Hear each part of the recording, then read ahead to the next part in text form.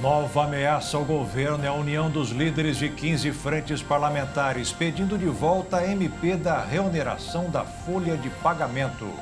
Comissão do Senado aprova projeto que acaba com a saidinha dos presos das cadeias em feriados ou datas especiais. De cada 10 brasileiros, 8 disseram que pretendem reduzir os gastos para conseguir fechar as contas do mês.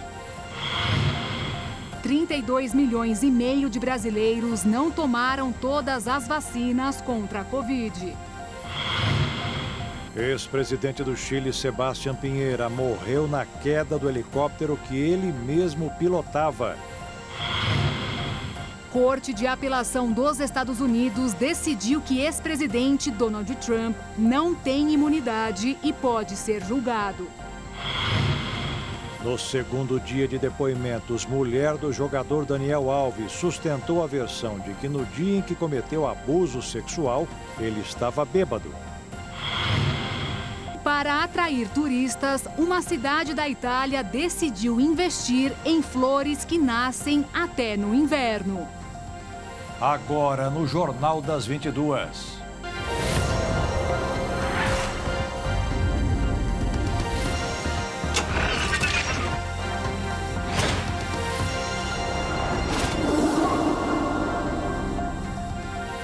Olá, boa noite. Boa noite.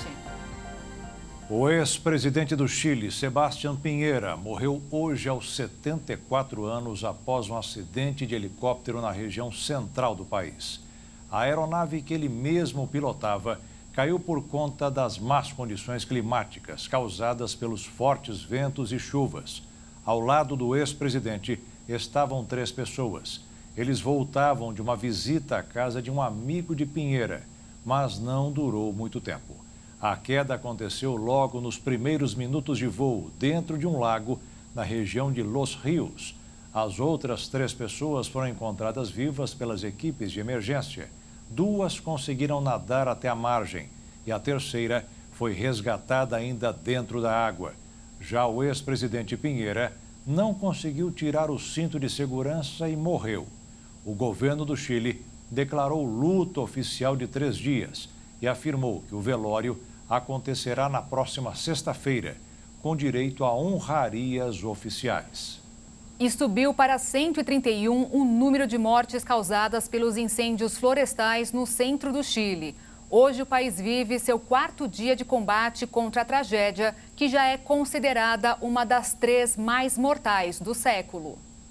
As autoridades afirmam que a contagem de mortes é parcial e que deverá aumentar nos próximos dias. O motivo são os inúmeros estragos causados pelo pior incêndio da história recente do país. Isso acaba dificultando ainda mais as buscas. O número de desaparecidos é grande e a identificação dos corpos caminha a passos lentos. O Serviço Médico Legal do Chile realizou até agora cerca de 80 autópsias. Mas apenas 35 corpos estavam em devidas condições para serem identificados. Para reconhecerem os outros, os especialistas vão trabalhar no processo de coleta de amostras de materiais genéticos em pessoas que relataram o desaparecimento de algum familiar.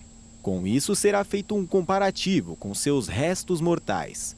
Para as autoridades, essa é a maior tragédia nacional desde o terremoto de 2010, que matou mais de 500 pessoas. O fogo começou ao meio-dia da última sexta-feira em 4 pontos diferentes do país. Justamente por isso, as autoridades cogitam a possibilidade de ser uma queimada intencional e não demorou muito tempo para se alastrar. Com a ajuda de fortes ventos, as chamas aumentaram e destruíram bairros inteiros. Enquanto o governo ainda recolhe e conta o número de mortos dentro dos bairros, o fogo continua nas áreas de mata nos morros. Somente na cidade de Vinha del Mar, 20 pessoas estão desabrigadas. Cerca de 165 focos de incêndio ainda estão ativos, o que ocasionou no fechamento de diversas estradas do país. A Comissão de Segurança do Senado aprovou um projeto que acaba com a saidinha dos presos. É a permissão que eles passem feriados e datas comemorativas fora das prisões. Para isso é preciso ser réu primário, ter bom comportamento e cumprido pelo menos 1/4 da pena. A medida já foi aprovada pelo Senado e pela Câmara, mas como sofreu alterações feitas pelos deputados, voltou para o Senado. A medida agora deverá passar pelo plenário. Com a explosão de casos da dengue, a vacina contra a doença está em falta na rede privada de saúde. A fabricante informou que, neste momento, vai priorizar somente o SUS. De novembro do ano passado a janeiro de 2024, a procura pela vacina da dengue, a Qdenga, cresceu 600% nas farmácias Raia e Drogasil.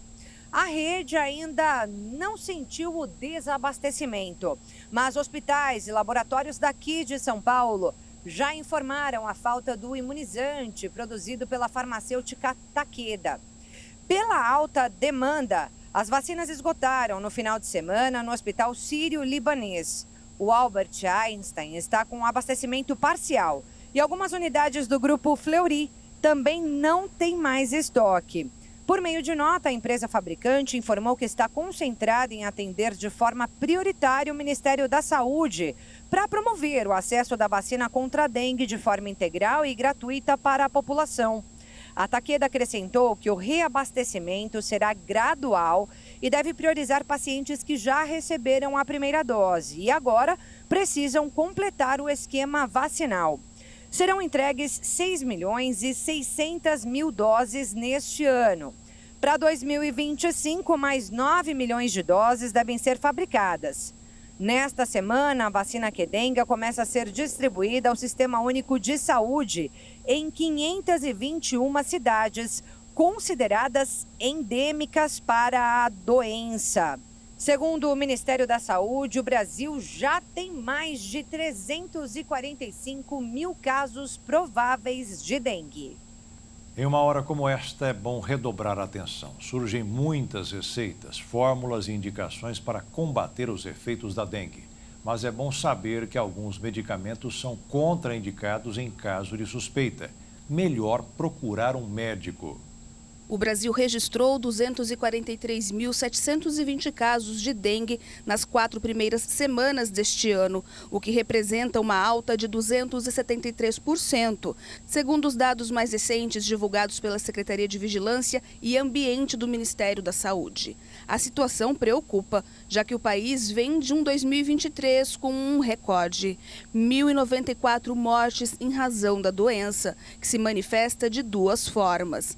A clássica, que é a mais comum, provoca sintomas como febre, prostração e dores de cabeça, musculares, articulares e atrás dos olhos. Já no caso da hemorrágica, o paciente fica mais debilitado, com dor abdominal intensa e sangramento nas gengivas, nariz, vômito, às vezes com sangue, além da presença de sangue nas fezes. 1 a cada 10 casos de dengue pode evoluir para a forma mais grave da doença. E a preocupação nestes casos é que o uso de medicamento em situações comuns pode agravar ainda mais a situação em casos de infecção pelo vírus da dengue. Remédios encontrados facilmente sem a necessidade de apresentar receita, como ibuprofeno, aspirina, nimesulida e o diclofenaco, por exemplo, estão nessa lista. Segundo essa farmacêutica, oferecem riscos todos aqueles que pertencem à classe chamada de anti-inflamatórios não esteroides, que envolvem analgésicos e antitérmicos. No balcão, a gente já tem um protocolo, né, que se for suspeita de dengue, a gente não prescreve anti-inflamatórios, né, não hormonais, por exemplo, diclofenaco, ibuprofeno, né, porque a dengue pode levar a problemas de hemorragia.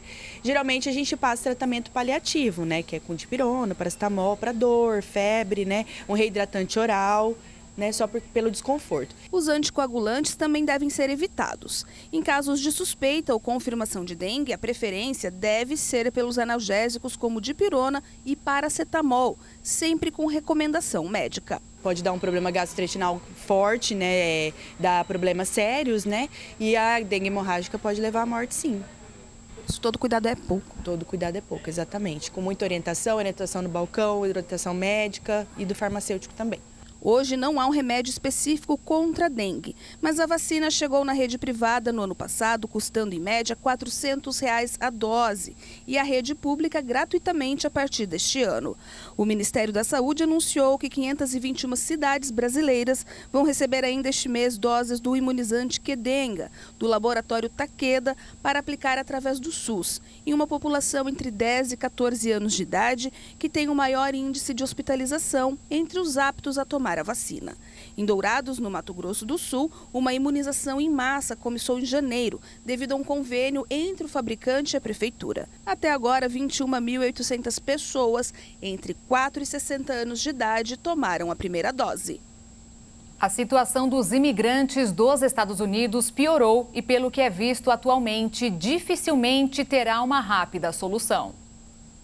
Só no ano passado, quase 2,5 milhões de asiáticos, africanos e latino-americanos cruzaram a fronteira e entraram no país. Muitos venderam as casas, os carros e pegaram dinheiro emprestado de agiotas para fugir de onde eram perseguidos por vários motivos, correndo até o risco de morrer. Deixam tudo para trás e, quando entram, acreditam ter encontrado um oásis de felicidade.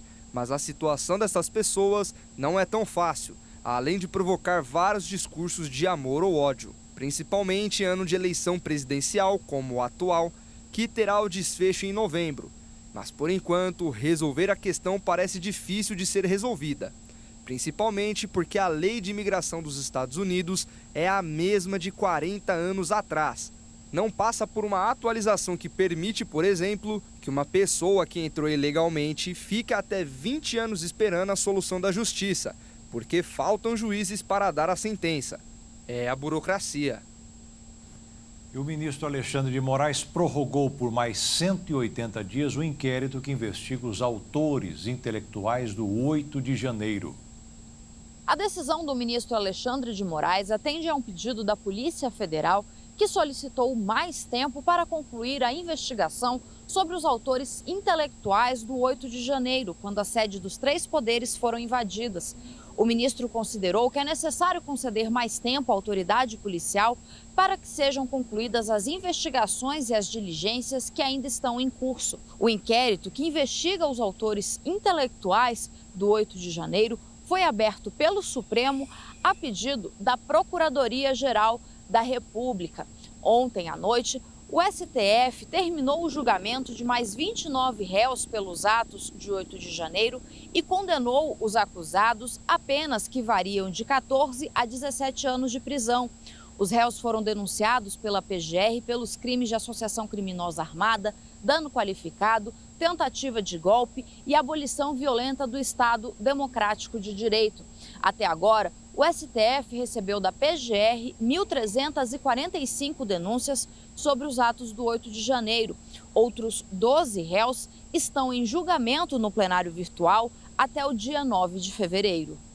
E veja a seguir, nova ameaça ao governo é a união dos líderes de 15 frentes parlamentares, pedindo de volta a MP da reoneração da folha de pagamento.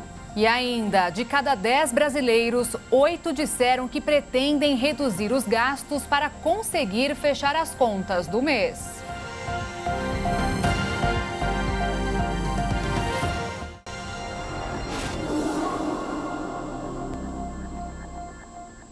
Deputados e senadores, líderes de 15 frentes parlamentares, divulgaram nesta terça-feira um manifesto pedindo a devolução da medida provisória que reonera a folha de pagamento a partir de abril.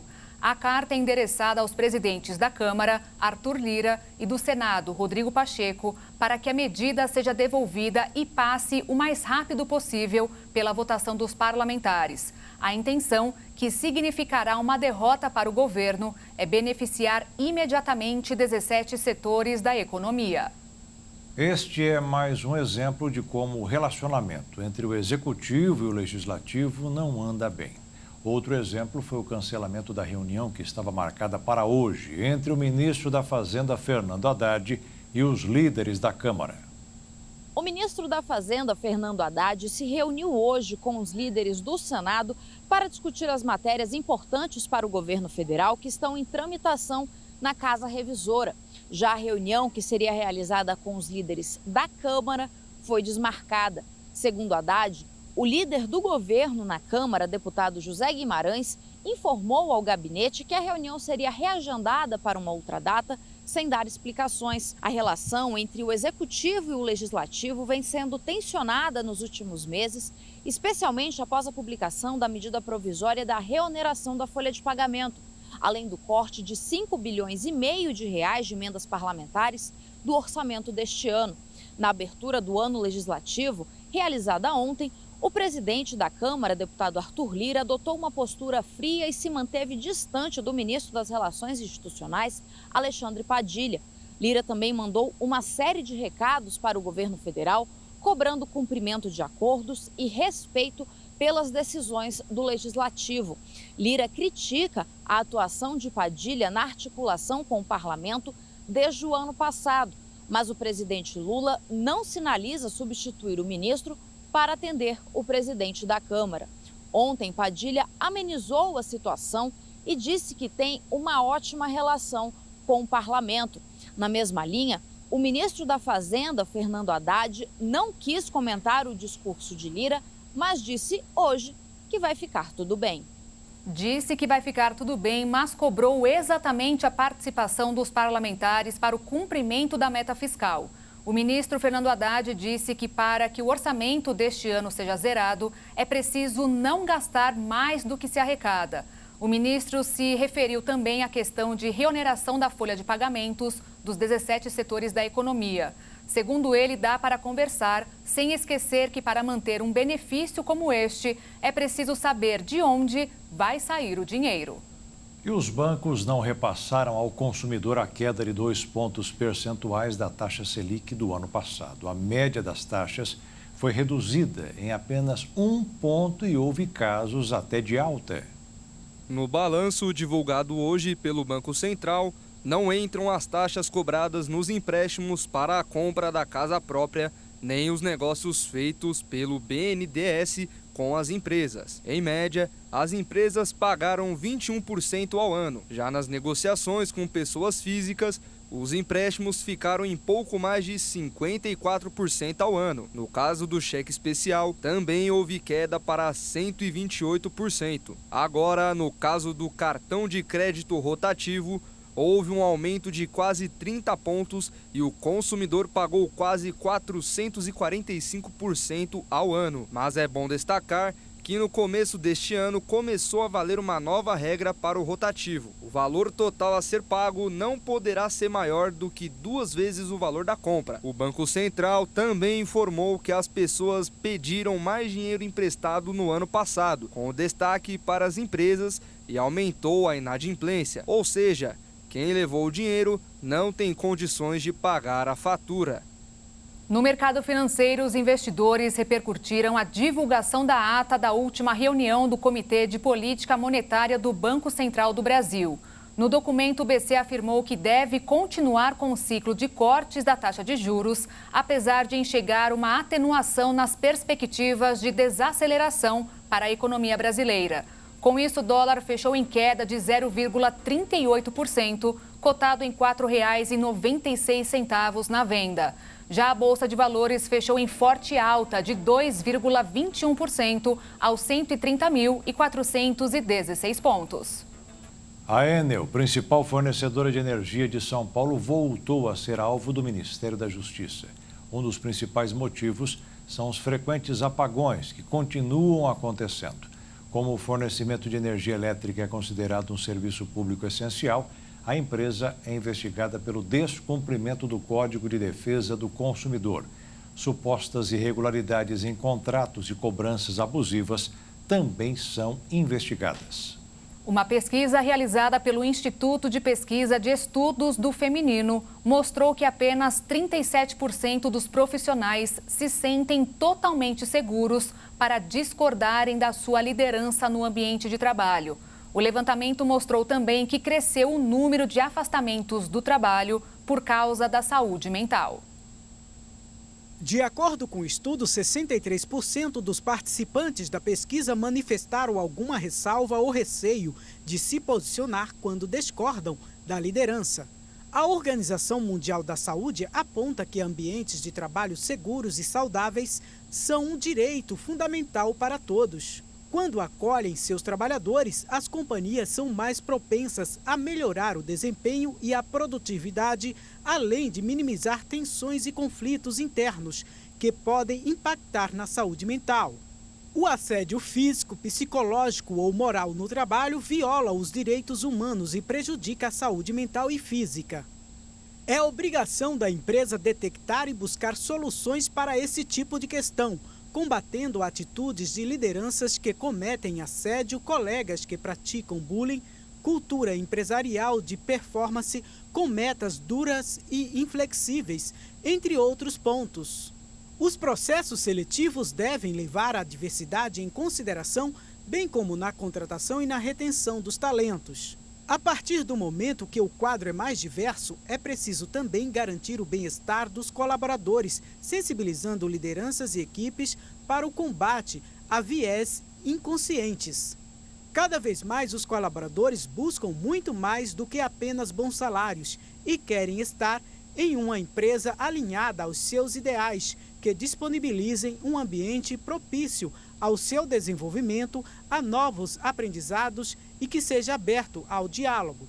Seja no trabalho presencial ou remoto, a empresa deve se preocupar com o funcionário e promover sua satisfação, oferecendo condições adequadas de trabalho e equipamentos necessários, o que acarreta aumento da produtividade também.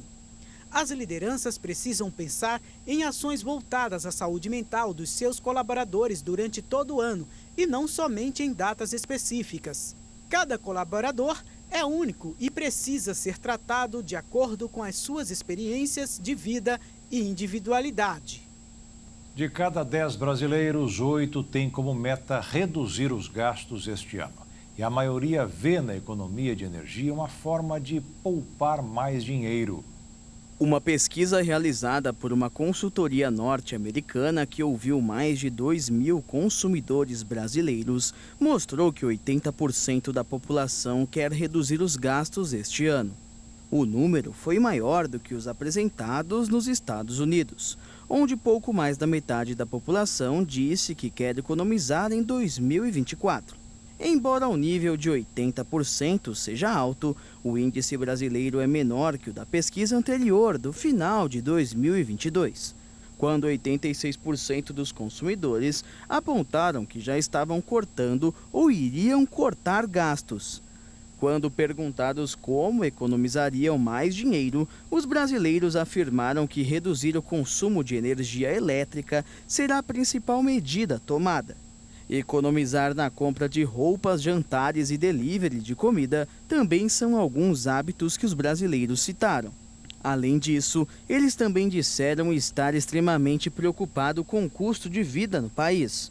Outro ponto de preocupação dos entrevistados foram as mudanças climáticas do Brasil e que isso pode afetar o custo de vida, pois as chuvas, os desmoronamentos e as enchentes podem afetar o produtor e, consequentemente, o produto na prateleira de supermercados e feiras livres. Outra questão que se destacou no levantamento foi a saúde. Os dados mostraram que de cada 10 brasileiros, 7 se preocupam com a própria saúde e a dos seus familiares, seja física ou mental. No que se diz a respeito às inquietações com a própria saúde mental, mais de 70% classificaram a falta de dinheiro como o principal fator prejudicial à saúde. Apesar disso, existem algumas despesas que o brasileiro não abre mão, independentemente da faixa de renda. Cerca dos 29% dos que cortaram gastos ainda preservam uma parte da renda para ir casualmente a restaurantes e bares, e 21% guardam para entretenimento, em especial assinatura de streaming. E 19% gastam em produtos de cuidados pessoais, como cosméticos. A cidade de Magé, no Rio de Janeiro, ganhou hoje mais de 800 unidades habitacionais do programa Minha Casa Minha Vida. A obra vai beneficiar mais de 3.300 pessoas. Cerca de 33 milhões de brasileiros não têm onde morar ou vivem em moradias precárias, de acordo com o relatório do Programa das Nações Unidas para Assentamentos Humanos. Muitos deles por dificuldades financeiras, sociais e trabalhistas. Você tem uma parte da população que não tem carro, que não tem casa e que não tem sequer dinheiro para pagar aluguel. É dessa gente que o governo tem que tratar. É dessa gente que o governo tem que cuidar. O presidente Luiz Inácio Lula da Silva participou da entrega de 832 unidades habitacionais dos conjuntos residenciais Lírio do Vale e Lotus, em Magé, no Rio de Janeiro. As construções fazem parte do programa Minha Casa Minha Vida, cujo investimento total foi de mais de 52 milhões de reais, por meio do Fundo de Arrendamento Residencial do Ministério das Cidades, e o valor de cada unidade ficou em torno de R$ 63 mil.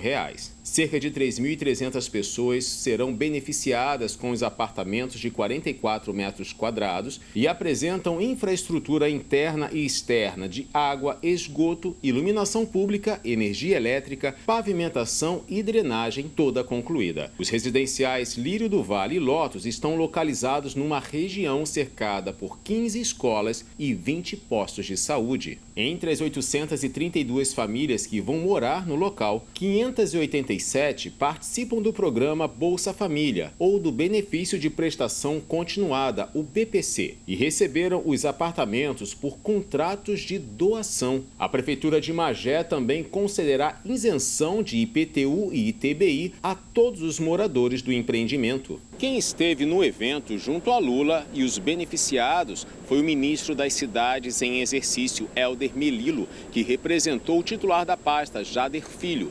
Ele destacou que 2023 foi um ano de muito trabalho para recriar o Minha Casa Minha Vida, com significativos aperfeiçoamentos, e reforçou o compromisso com a meta de contratar 2 milhões de unidades habitacionais até 2026.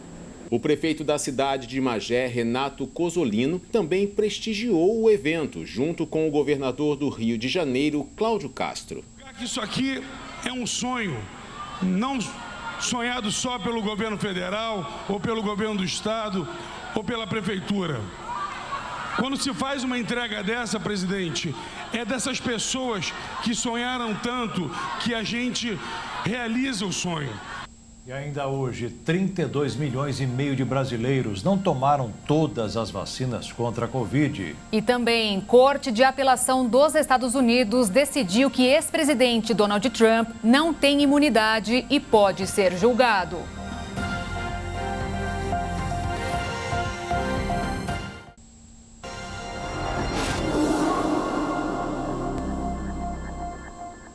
A ministra da Saúde, Nízia Trindade, fez um pronunciamento agora à noite com um apelo para que as pessoas redobrem os cuidados com a vacinação contra a Covid. A doença deixou de ser uma pandemia, mas ainda provoca muitos casos, agora com a variante Omicron. Sua declaração foi dada no mesmo dia em que foi divulgado que mais de 32 milhões de brasileiros não tomaram todas as vacinas. Desde sua descoberta, depois de um período difícil com a pandemia da Covid-19, a vacina contra a doença vem sendo distribuída em todo o mundo, com o calendário das campanhas. O imunizante foi liberado para toda pessoa acima de 6 meses de idade. Entretanto, 16% do público-alvo, isto é, mais de 32 milhões de brasileiros, não completaram o esquema primário da vacinação formada por 2 doses. Entre os estados que menos completaram o esquema vacinal, temos Roraima, em primeiro lugar com 41% da população, em segundo, o Maranhão com 34% e o Pará está em terceiro, com quase 32% dos habitantes sem a segunda dose. Agora, entre os estados com menos imunizados, São Paulo aparece em primeiro, com 3.900.000 pessoas que não tomaram a vacina, seguido de Minas Gerais, com 2.800.000. A faixa etária que menos completou o esquema primário foi a de 6 meses a 2 anos, com 86% incompletos ou sem doses, o que equivale a 5,5 milhões de crianças não imunizadas. Para especialistas, o risco de complicação da Covid-19 é maior em crianças de até 5 anos não vacinadas, por não terem sido expostas à doença e terem uma queda mais rápida nos níveis de anticorpos,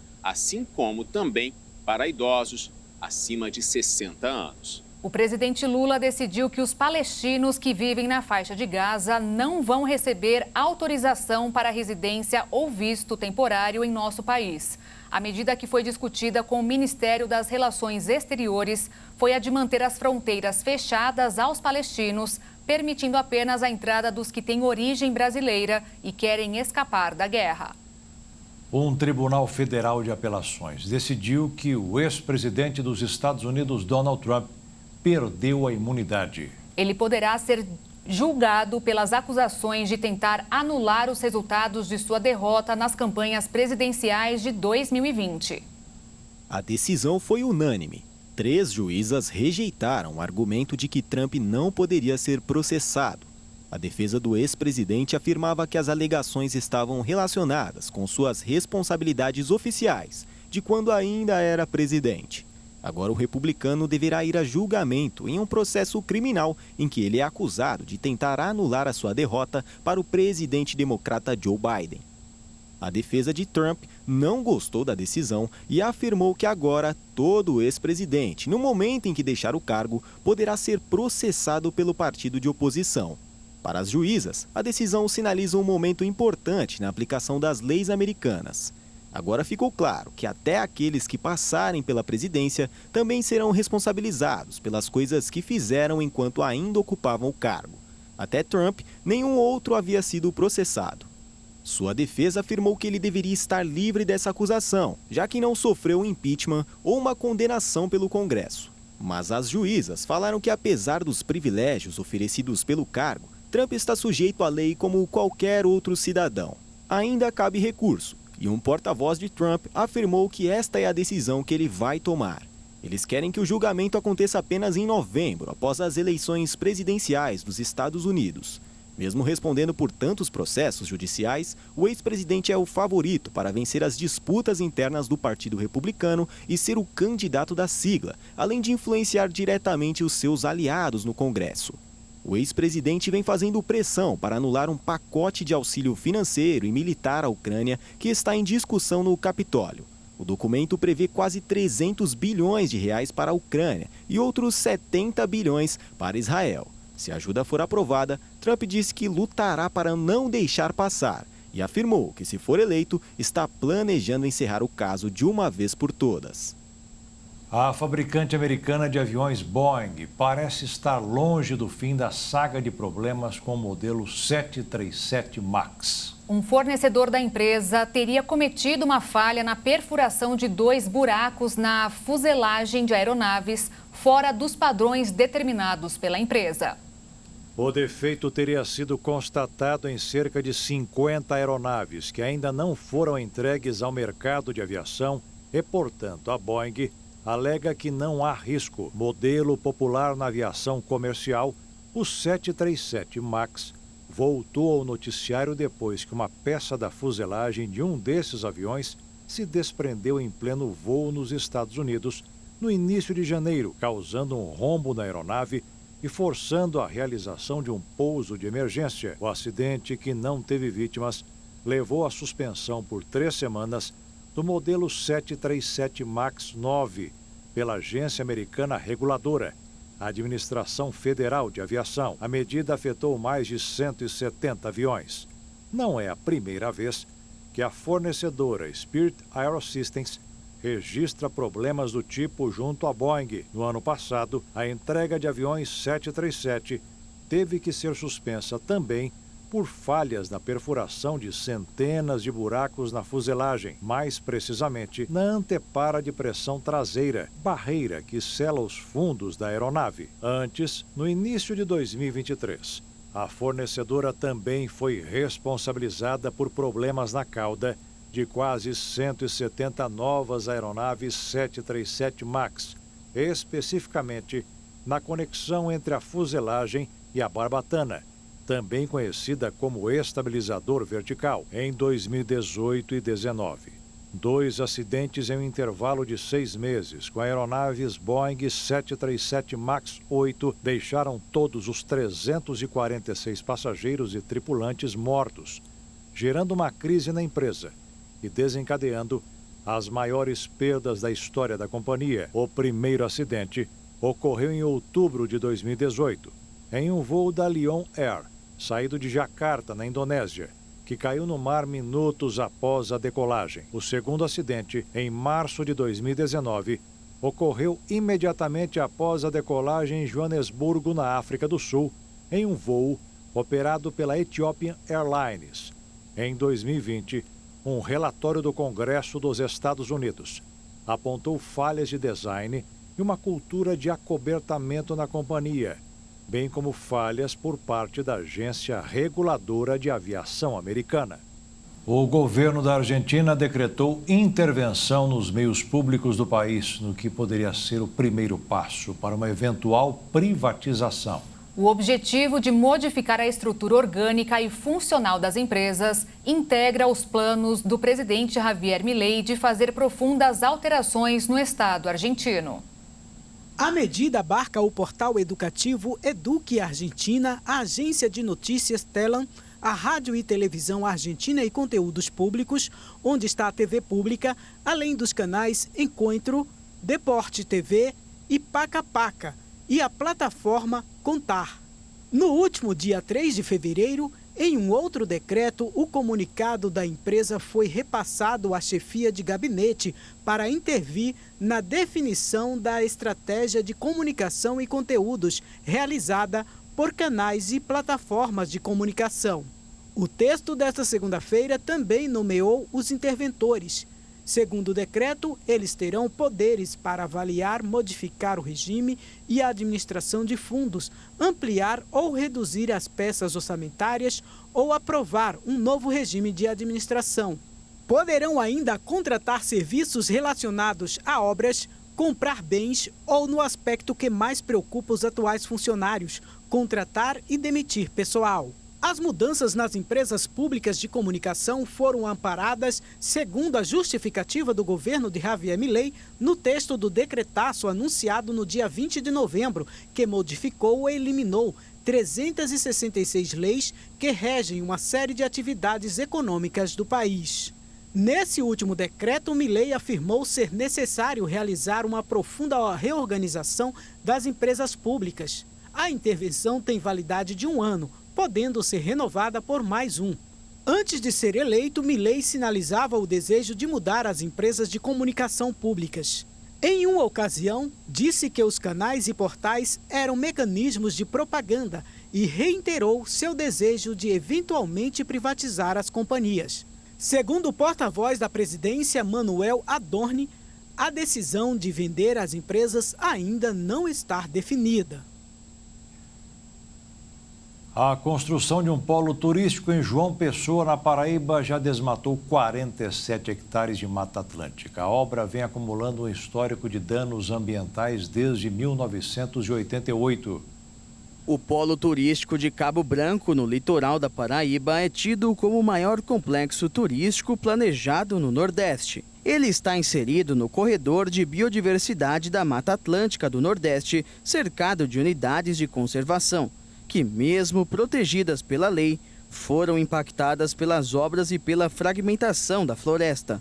Até o momento, pelo menos 47 hectares de Mata Atlântica já foram desmatados desde o início das obras e diversas espécies de animais vêm desaparecendo da região ou morrendo por atropelamento. O projeto é uma promessa do governo da Paraíba, que teve seu primeiro embargo em 1988 na implantação das vias de acesso em função do desmatamento em área de proteção permanente, aterro de mangue e desmonte sem autorização prévia.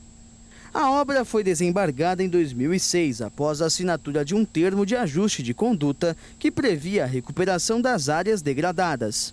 Após alguns anos parada por instabilidade política no estado, em 2009 as obras do Centro de Convenções foram iniciadas, com uma nova licença de instalação.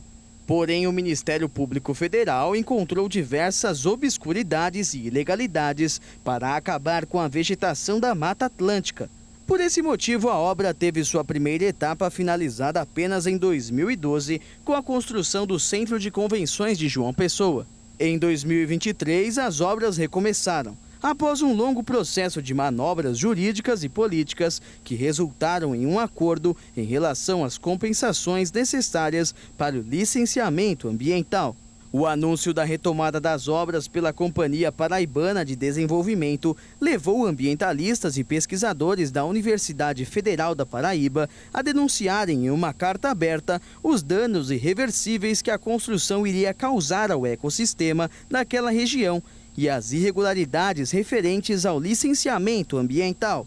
Um procurador ligado ao Ministério Público Federal da Paraíba, que atua em questões ambientais em João Pessoa, afirmou que existe um inquérito civil avaliando se as compensações que foram acordadas são suficientes ou não para acabar com a vegetação. Em uma vistoria realizada às obras em dezembro do ano passado, foram verificadas o descumprimento de várias regras ambientais pré-estabelecidas. Diversos especialistas também afirmaram que a obra precisa ser enquadrada na condição de utilidade pública ou interesse social, e não como um complexo turístico. E veja a seguir, no segundo dia de depoimentos, mulher do jogador Daniel Alves sustentou a versão de que no dia em que cometeu abuso sexual, ele estava bêbado. E ainda, para atrair turistas, uma cidade da Itália decidiu investir em flores que nascem até no inverno.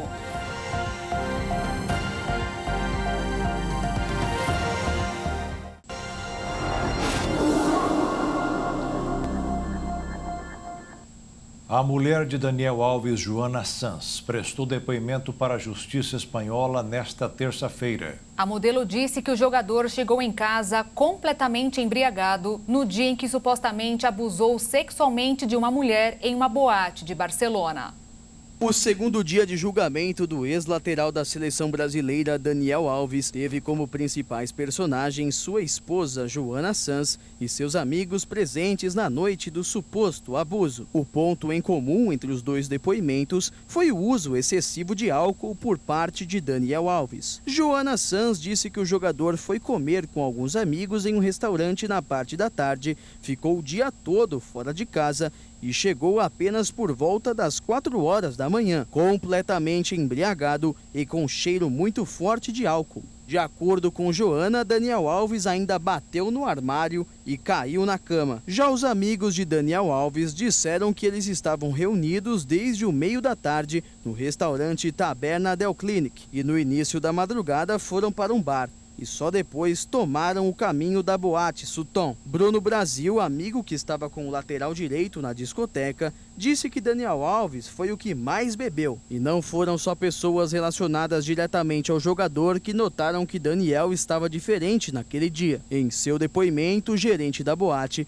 afirmou que o jogador ou tinha bebido ou tomado algo e não estava normal. De acordo com a imprensa espanhola, alegar embriaguez faz parte da estratégia da equipe de defesa de Daniel Alves para tentar um atenuante de pena em caso de condenação. Assim como no primeiro dia, Daniel Alves, que está em prisão preventiva há mais de um ano, acompanhou presencialmente a audiência no Tribunal de Barcelona. A promotoria alegou uma contradição no depoimento de Bruno Brasil, amigo de Daniel Alves, pois diante dos juízes, Bruno afirmou que o grupo de amigos deixou a boate sem um motivo especial. Porém, a promotoria rebateu, alegando que em um depoimento anterior, ele havia dito que o jogador tinha ido ao banheiro onde teria acontecido o crime porque estava mal da barriga e por isso eles foram embora. Bruno, que depôs em português, respondeu que teve que falar em espanhol na ocasião e que não ficou muito claro. Pela programação, esta quarta-feira é o último dia do julgamento e também será o dia de escutar o depoimento de Daniel Alves. Além do jogador, a audiência será dedicada a psicólogos, analistas científicos e análise de provas biológicas, além da visualização de vídeos de câmeras de segurança. A postura adotada pela defesa de Daniel Alves nos 2 primeiros dias de julgamento deve se repetir amanhã. O jogador deve declarar que estava embriagado na madrugada do ocorrido e a advogada Inês Guardiola sustentará que o acusado não tinha plena consciência do que fez. Desde que as ciclofaixas começaram a ser implantadas em agosto de 2009, a cidade de São Paulo tem a maior malha cicloviária do país, com 722 quilômetros de extensão. A ideia da prefeitura é ainda cumprir os 1.000 quilômetros até o final do ano. Mas um novo levantamento apontou que no período de 5 anos, o número de adeptos praticamente não mudou. Em 2015, o uso de bicicleta como meio de transporte na capital paulista tinha prevalência de 5%, cerca de 1.500 pessoas. O estudo conduzido por pesquisadores da Escola de Artes, Ciências e Humanidades da Universidade de São Paulo mostrou que 5 anos depois, em um aumento de 67,7% dos quilômetros de ciclovias e ciclofaixas, a prevalência de ciclistas nessa amostra não sofreu grandes alterações.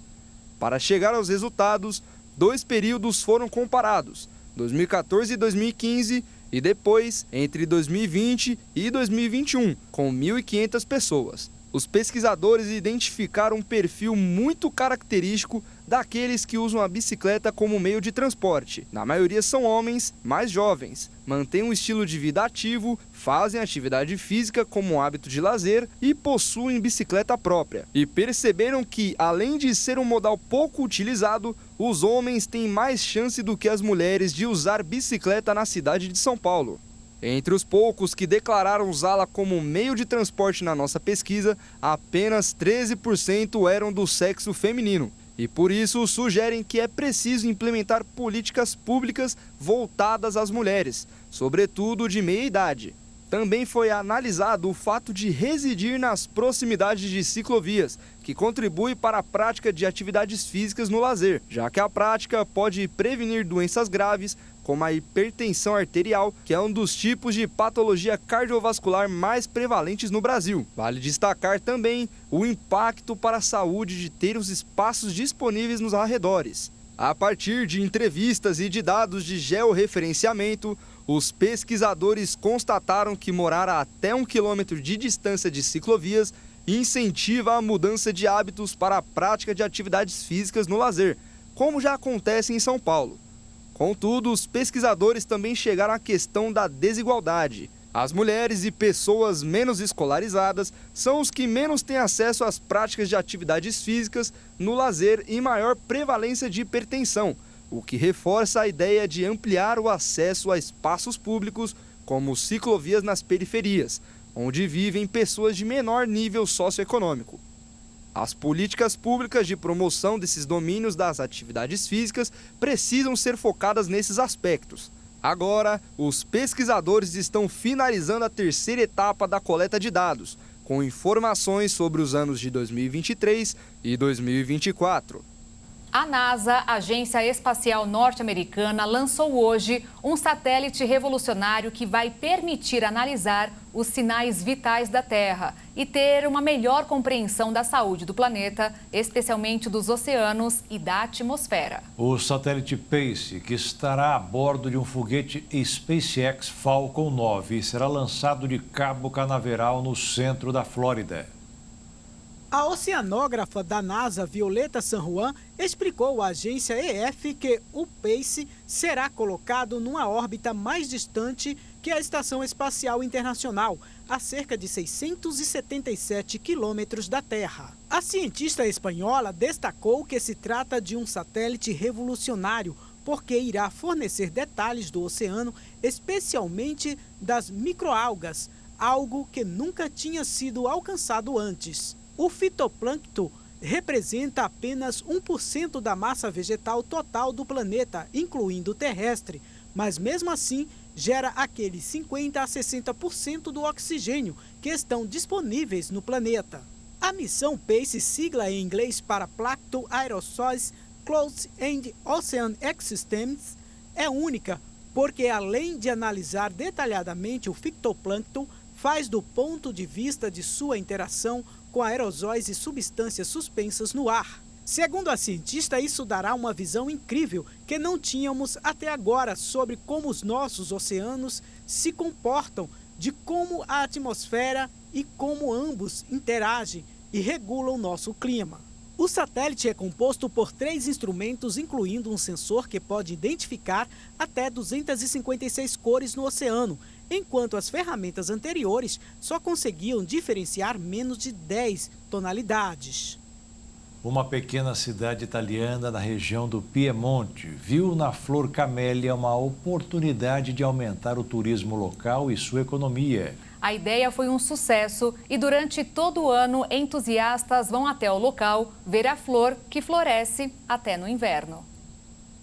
A pequena cidade de Verbania, situada às margens do Lago Maggiore, quase na divisa com a Suíça, virou um verdadeiro paraíso para quem gosta de flores. O principal motivo são as exuberantes camélias presentes na região. Nas últimas décadas, o cultivo de camélias e de outras plantas ornamentais, como azaleias, se tornou um dos pilares da economia local, enquanto jardins exuberantes e parques nos arredores da cidade têm atraído legiões de fãs da natureza, sobretudo de plantas. De acordo com a prefeitura da cidade, a história e a floricultura deste lugar representam um bem valioso a ser valorizado e ampliado. O caso de amor do Lago Maggiore com essa planta começou quando as camélias chegaram à Itália. A lenda diz que elas foram apresentadas aos governantes Bourbon de Nápoles por volta de 1780. A procedência das camélias, que possuem origem no Japão, fez com que ela ganhasse destaque no meio das outras flores e assim rapidamente se tornaram as favoritas da aristocracia, que as colecionavam e também davam de presente, já que se propagavam facilmente. Em meados do século XIX, a mania das camélias tinha chegado à burguesia. Sua popularidade coincidiu com o Ressurgimento, como é conhecida a unificação da Itália. Além disso, as cores dominantes das flores, branco e vermelho, combinadas com o verde das folhas, lembram a bandeira italiana. Recentemente, um parque público de camélias com centenas de variedades foi inaugurado no jardim de uma vila ao lado do auditório da cidade. Uma sala dedicada a livros sobre essas flores deve ser aberta na própria vila, que também é a biblioteca da cidade. De acordo com a prefeitura, mais de 1 milhão de pessoas passam no local todos os anos. Motivos que fizeram a província ser a segunda atração mais visitada do Piemonte, atrás apenas de Turim. E o Jornal das 22 termina aqui. Obrigada pela sua companhia, um ótimo fim de noite para você e nós te esperamos amanhã. Boa noite, fique na paz. Tchau.